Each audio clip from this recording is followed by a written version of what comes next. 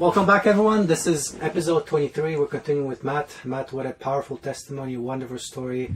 So encouraging at such a young age. And so what we'd like to do is we'd like to take it to a whole another level, go one level deeper. But to do that, I'm going to hand it off to the Captain Trevor to take us home. Let me hold the grenade. Yes. So here's the reality. We're all men, and I'm in my 50s now. You're in your you're 38. Getting there. And you're in your 20s. And I don't think it really makes a difference what age you are as a man. We all can, and we all do at some point, and hopefully not for our whole life, wrestle with sexuality. Yeah. And, you know, I always go back to David. It helps me to feel better about myself when I look at my perversity and my shortcomings and failures. And at least you didn't kill anybody. Yeah, right. At least I didn't kill nobody that you know of. Whoa. Looks like another insult's coming up. Look at King David. And he's the only dude called a man after God's own heart. And yet It's at the water, yeah. he sits on his roof of his palace and he's looking at porn. He's looking at porn, right? Yeah, the kind Except of the Stone Age it's real-life porn version. Yeah. And then he takes it a step further and he basically now kidnaps her because he's a king. She doesn't have an option to say, no, I really like my husband. Yeah. She doesn't have an option. He, in a sense, commits sex trafficking. Yeah. He basically kidnaps her and rapes her. Yeah. She can't say, no, king, I'm good, thank you. This is the guy that killed Goliath. This is David, a man after God's own heart. And so, we all wrestle with it, and we don't want to talk about it because sometimes it's just shame-based. And the reality is, I don't care if it's, if it's a lady listening, if it's your husband, your son, your brother, your father, your grandfather. We all wrestle with pornography. I wrestled with it for 20 years. I shared that openly. Merrick, how about... Well, let me do the math. 14, 6, 20 years, yeah. Yeah, so we all wrestle with it. And I think we're fools to think men don't. And yet, as a Christian, you claim to be a Christian. I believe you are a Christian, and I'm proud to call you a brother in Christ. But, man, 20 years old, how does a young man... And I'm not even saying now you were...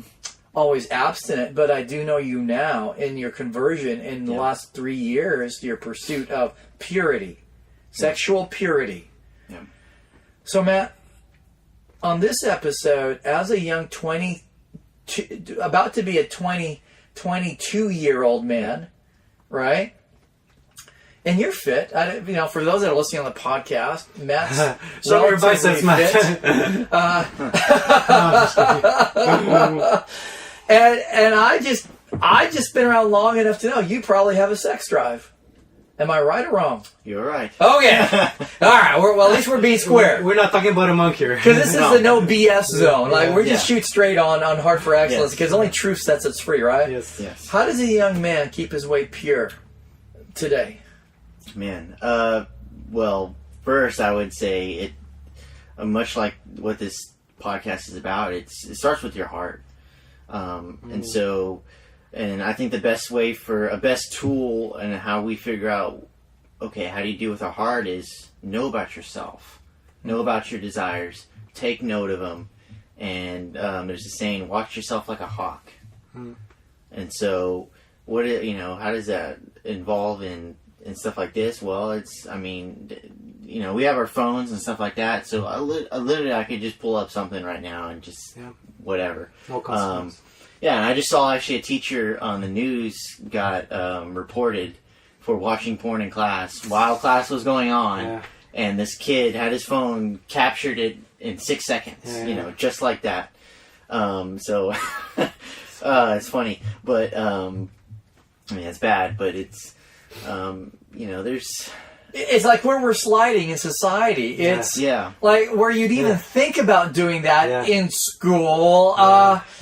We're slipping and falling fast. And so we're everywhere we go, media, radio, music, internet, phones. So many different ways that you can just get yourself into a lot of mess sexually in this world. And we've talked about that. So how are you keeping yourself from falling into that trap of sex before marriage?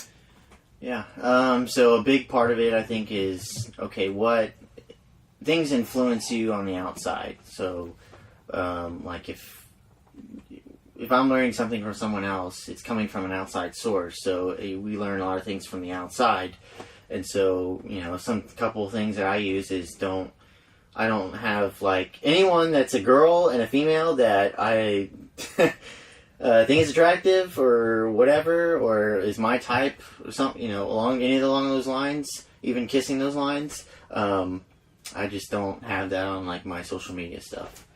I keep it strictly just, hey, all my guys and people that I know, and I have a couple of friends that are girls, but they're not, they don't provocatively show things to the world. Yeah. So they're clean, or they have higher morals, I would say. Yeah. And so that, that's kind of one technique I use, and it's not a brand new technique. It's not anything. So avoidance, really. Yeah. Avoiding situations or things that are going to cause you to go, whoa, I got to have that. It's because what David did. He looked at Bathsheba and went, whoa, bring her to me. Yeah. Okay. Yeah. Got it. Don't set yourself up for failure, because you're gonna fail. You're gonna fail anyways. But so don't set yourself up. Don't even make yourself fail. Yeah. Because you're gonna fail at something. But so I kind of keep that in mind, and then also too, it's I think it deals with the heart and knowing yourself and what standard do you hold yourself to. Having good morals, I think, is the biggest thing. But what's your standard? There's a thing in the military that they always talk about. Living to the standard. You're half of a point of a percent of the best, like, people group in America or around the world. And so, what bar do you set for yourself to live up to? If it's really low, then obviously you're just going to kind of just meander around, and you're really just going to do whatever the heck you want to do. And so I think so holding yourself to a standard, man, don't set yourself up for failure. And then also, I think this kind of ties into the biggest one is, what is your view on women? What are they to you? Like, once you figure out what the answer to that question is, then I think it becomes more of a, you get it more. Like, you understand, all right, this person, once you understand what life is made for, and what your calling is as a Christian, which you're supposed to be living up to, the standard, then you realize, okay, this is actually how it's supposed to be. I see all this is all wrong, this is degrading, it's sinful. Yeah. And no, I want to. It's about choosing the right thing at the right time, and that's not easy, because many times when I was supposed to do the right thing, I did the wrong thing. And so, but you can't beat yourself up if you do the wrong thing. If you mess up, you can't just give up. You got to keep going. You got to keep going. You got to keep trying to pick the right, the right choice. Yeah. And what is the right choice? Well, it's not looking at those pretty girls on social media. It's not looking at pornography. It's those are the wrong things. It's a sinful fuel. Yeah. To the fire. Avoid it. Avoidance. Or, like, really, avoidance. Like, it's interesting. Going back to King David, right? Because it's a great case study in the sense he was supposed to be off at battle. Yeah. He was supposed to be leading his troops in battle. Yeah. And he thought, man, we're doing so good. I'm going to kick back, take it easy. And that's when he falls into and after that point in his life, a lot of killing, a lot of disastrous stories in King David's life. Did God forgive and restore him? Absolutely yes. But was there consequences? Absolutely yes. Yep. When we look at porn as young men or old men, whatever, it screws up our thinking about what sex really is. It's not what we see on the internet screen. Yep. It is not that. And so many men, I'll just say we, because we all suffered from it. Every one of us in this room here this afternoon. Yep. That's not real. And yet we get sucked into thinking that fantasy world is real. And then we start thinking, oh, my sex life should look like this. And every perversity and everything. Like, my wife should perform for me. And we might even say that. We might not. But then we have all this crap expectations upon our wives. Yeah. And we don't want our wives to be like the ladies on those broken women that we saw on the internet. Yep. We don't want our daughters to be like that. Mm-hmm. Yep. And yet we get so screwed up by that stuff, and it messes up our relationships. Yeah. Any thoughts, Merrick, on that? Yeah, no, I mean, it's just, pornography. I mean, I could talk so much, but it's like one of the things that really had me held hostage to pornography was the fact that everybody did it around me. Yep. And to me, that made it okay. And to me, people that didn't watch porn, they're special. They're just wired somewhat differently because normal men, that's what we do. That's just the fact of being a man. So that's what I was wondering, Matt, if you could just talk to us a bit more, like, how long you were looking at that stuff and what helped you to get out of it, to give hope to men who are watching, who are caught in this cycle and are probably believing that this is the best they can do. I was wondering if you can just offer them some hope of what are some of the things that work for you that hopefully work for them to step out of that addiction. Great question. Yeah, so, I mean, I probably struggled through it probably about 3 or 4 years, maybe almost 5. Mm-hmm. I would say it was probably the length of my old relationship that I used to have. And, man, what really is, I'm going to talk about is surrender. Mm-hmm. I think is the biggest, that's the only word that comes to mind to me that really helped me stop looking at this, because, I mean, you could become addicted, but okay, how do you stop the addiction? Well, I think the first step is surrender. And so I surrendered those feelings, I think, to God, and that helped me overcome. And almost in the situation where I was with my dad, and he kind of, where I skipped that step of, I guess it would be grieving, the stage of grieving, and then on to further. For me, it kind of, I can't tell you the exact day that I stopped. It just kind of just happened. Yeah. And so, I mean, people are probably wondering, well, why? I can't just. This Well, I mean, it's so kind of fun. swimming because, like, the day I stopped, I never knew that was the last day because I expected to rebound. And 2 years later on, I'm still free. Yeah, and so it's kind of it's exactly like that. So I mean, it's. But if I was going to if someone doesn't have that, because not everybody's going to experience the same thing, it's just surrendering and knowing that it's wrong. So I think that ties back into, okay, what do you think of yourself, and what are you going to hold yourself up to? Are you going to be a scumbag like the rest of some other people, or are you going to live a better life? Yeah. And so, are you going to choose the right thing, or are you going to choose the wrong thing? And if you just don't care, well, for me, it's hard for me to believe that someone doesn't really care, because that means they have zero emotions when every single person has some sort of emotion. You either feel happy, sad, or whatever. And so, it's just holding yourself to that standard. What do you live by? What do you believe in? And then, surrendering that all to God ultimately, because without Him, I can't. I don't think I'd probably still be here today looking at something through a video. So, And I was wondering, could you give us like a flavor of the timeline, like roughly from the time you committed to stop watching it to roughly the time you stopped watching? How long that was? I know it's not an easy question. I can only estimate for myself too, but for me, it was quite some time. For me, I want to say it started around beginning of high school, and also I think what also helped me, and it's kind of weird, it doesn't really stem from me becoming a believer. It just it was always my mentality before I was a believer. It was, if I'm dating someone, I don't need to be looking at this. Yeah. So I kind of took that into when I first started dating, because I met my girlfriend of 5 years. We were, I had met her then when I was 15, and so my decision was, I'm not going to watch this because I have her. Yeah. Was essentially, so it's almost like a replacement, but I mean, that only lasted a couple months, because then we ended up, having sex, but but I think part of having that mentality of, hey, I want to be as much as I want to be as much as committed to this person, and that's just all I want to be. I want to be committed to this person and this person only.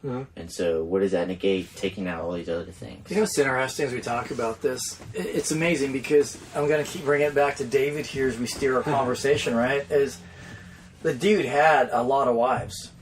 Yeah. He didn't have a shortage of probably very beautiful women. Yeah. Like, think about that. Yeah. He probably had a beautiful woman every single day of the week between his wives and his concubines. Yeah. Whole different discussion. Right? Not And recommended, by the way. yet, we are not endorsing that. Yes. And yet he still sees another one. Yeah. And he says, bring her to me. Another one. Yeah. Like, what? Isn't that the truth, bud? That Yeah. doesn't matter how many or how pretty, there's always another one. Yeah. And we wrestle with that as men. Yeah. But we had this conversation as it's amazing how when we start doing things right in God's way, how you shared Jesse becomes more beautiful to you as the months go by. Yeah. And I can tell you, my wife Rita, she just becomes more beautiful to me as we keep honoring God, and I put God first in our relationship, and I focus on her as a person and not as an object. And like I just desire my wife, if I can say that on the podcast. Like I desire my wife. Yeah. And like I could even say this, I really don't think of other women. I actually think of my wife. Yeah. Yeah. And it's the most, I never thought that was ever possible because my mind was so corrupt, perverse, and disgusting in my former life, right? I mean, I'm just being honest, and I think most guys would probably, if they're truthful, will understand what I'm talking about. And yet to have the freedom in my mind now to only think of my wife is the most, it's a miracle, it's mind-blowing, it's hard to believe it's true. And so for Matt, here's where I'm going with this for you. How do you plan on staying true to your conviction of abstinence till marriage at this point?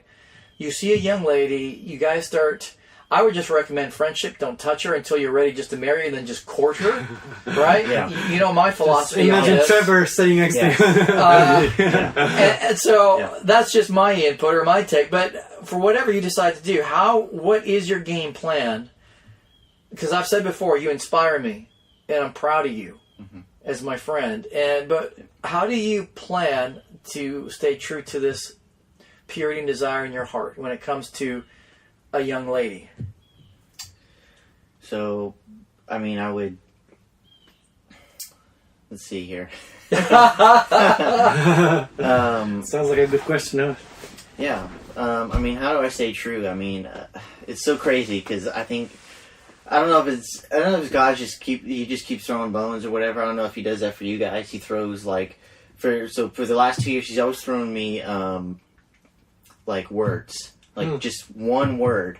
And so last year was optimistic, being positive in every situation, even though it may suck. And yeah, it does suck, but I think I learned that early on throughout my childhood. But this year, I think it's consistency.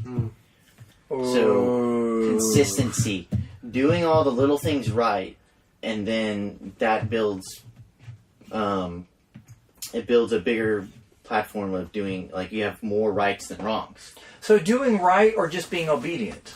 Because there's a difference, right? Yes, I would say both. So what I mean by consistent, it may not even necessarily being even though we're talking about pornography and lust and all that stuff. Me doing the right thing and other stuff helps me do right in this as well. I gotcha. Sure. And so a big philosophy for me is, and I tell these people all the time too, as well, is, the reason I go to the gym is not just to get big. It's just that's my place where I can be myself. I can become better, even though I'm destroying myself. I can become better in here, so I can be better out there. Yeah. And so having that, train as you fight, right? Yeah, train as I fight. And so, that's why I go to the gym. Really, it's essentially why I go so much, and I'm always consistent. Is consistently doing this thing helps me be better outside. Yeah. And so, obviously putting filters and stuff like that, not setting yourself up for failure, is also another big thing about it too. And just knowing what the truth is. Living in truth is different than knowing the truth. Yeah. So Yeah, no, absolutely. So- So I'm trying to get down to more brass tacks here, right? Because we're about to run out of time. You see a woman and you go, whoa, like, whoa. And now you actually work the courage up. You start building a friendship. You got this, Matt? Friendship. And how do you keep your hands off her? It's one word I think of as self-control, obviously, but it's thinking about what she is and what it means. What is she? She's a person. Oh, she's not an object. She's not an object. Yes, she's Oh, not an okay. object She's like not those. body parts that could be grabbed. She's not just something Good. you have babies with and have fun with or whatever. No, And use she's to pleasure yourself Yeah, with. and use yourself Okay. as an Until we find the next one, yeah. Yeah. Yeah. She's a person. She has feelings. She has thoughts. She has emotions. She has all those different things, much like you do. And so once you understand your perspective of that, then it makes more sense. Well, there's something that's always said. It's if you want to be respected, then you respect other people. Yeah. So show them respect, and you will get respect back. And Yeah. so I think it really boils down to having that respect. Okay, yeah. Put yourself in that situation. If you're, play role play a little bit here. Don't switch your gender. That's weird. That's not right either. But just think about. It's just thinking about what do you want? If if you don't want this done to you, then why do it to someone else? Like it's almost like 2 + 2 = 4, yeah. but a lot of people don't understand that. Like it's we have that time? it's really that Wrap easy. it. Oh man, because we can go so much. We can do some more discussion. Oh man, Yeah. No, good stuff, man. Yeah, there's definitely greater things coming from Matt, so I'm sure Matt will come back and visit us. I gotta get this in. I always think if she's a believer and you believe in God, that she's a daughter of the Most High God. Yeah. But if you think you're afraid of her worldly dad, her earthly dad, what if her dad is God? Like you're gonna go meet her heavenly Father, and he's gonna look at you and how did you treat my daughter? Oh, who wants that conversation? Yeah. Whatever it takes to keep your hands off her, bro, is all I'm saying. That is so good, Matt.